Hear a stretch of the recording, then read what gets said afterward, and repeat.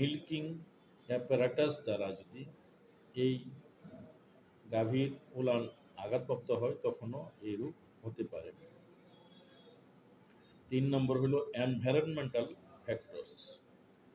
সাধারণত পুর হাইজেনিক ম্যানেজমেন্টের জন্য এই রোগটা হয়, এবং যদি গাভীর বেডিংয়ে অতিরিক্ত পরিমাণ ব্যাকটেরিয়াল লুট থাকে, এই ক্ষেত্রে ম্যাস্টাইটিস হওয়ার প্রবণতা অনেক বেড়ে যায়। এখন আমি বলবো ম্যাস্টাইটিস রোগের লক্ষণ। ম্যাস্টাইটিস রোগ সাধারণত দু ধরনের লক্ষণ আমরা এখানে আলোচনা করব। একটা হলো ক্লিনিক্যাল ম্যাস্টাইটিস, আর একটা হলো sub clinical mastitis. Clinical mastitis আমাদের প্রধান আলোচনার বিষয়বস্তু, কারণ হলো এই ম্যাস্টাইটিস হলে সকলে সেটা বুঝতে পারে, এটা ভিজিবল দেখা যায়। ক্লিনিক্যাল ম্যাস্টাইটিসের প্রধান লক্ষণ হলো উলান ফুলে যাবে এবং উলান লাল হয়ে যাবে এবং পেইন হবে, এবং অনেক সময় দুধের রং ডিসকালার হয়ে যাবে, দুধ পানির মতো হয়ে যাবে, দুধে পুজ আসবে এবং দুধে ক্লট বের হবে।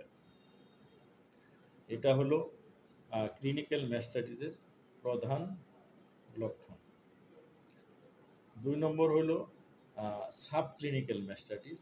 সাব ক্লিনিক্যাল ম্যাস্টাইটিসের ক্ষেত্রে এটা বাহির থেকে ভিজিবল হবে না এবং উলানের তেমন কোনো পরিবর্তন দেখা যাবে না। এই ক্ষেত্রে দুধ যদি আমরা পরীক্ষা করি, তাহলে এখানে দুধে অনেক গুলা কাস্ট থাকতে পারে এবং সোমাটিক সেল কাউন্ট অনেক বেড়ে যেতে পারে এবং দুধের প্রোডাকশন অনেক কমে যাবে। সুতরাং আমরা ক্লিনিক্যাল ম্যাস্টাইটিস এবং সাব ক্লিনিক্যাল ম্যাস্টাইটিস দুটা নিয়েই পরবর্তীতে আরও বিস্তারিত আলোচনা হবে। আমি প্রাথমিকভাবে এইটুকুই আলোচনা করলাম। আরেকটা জিনিস, সেটা জানা খুবই জরুরি। অনেকেই ম্যাস্টাইটিস এবং আডার ইডিমার সঙ্গে অনেকে ভুল করে, ডায়াগনোসিসে ভুল করে আমাদের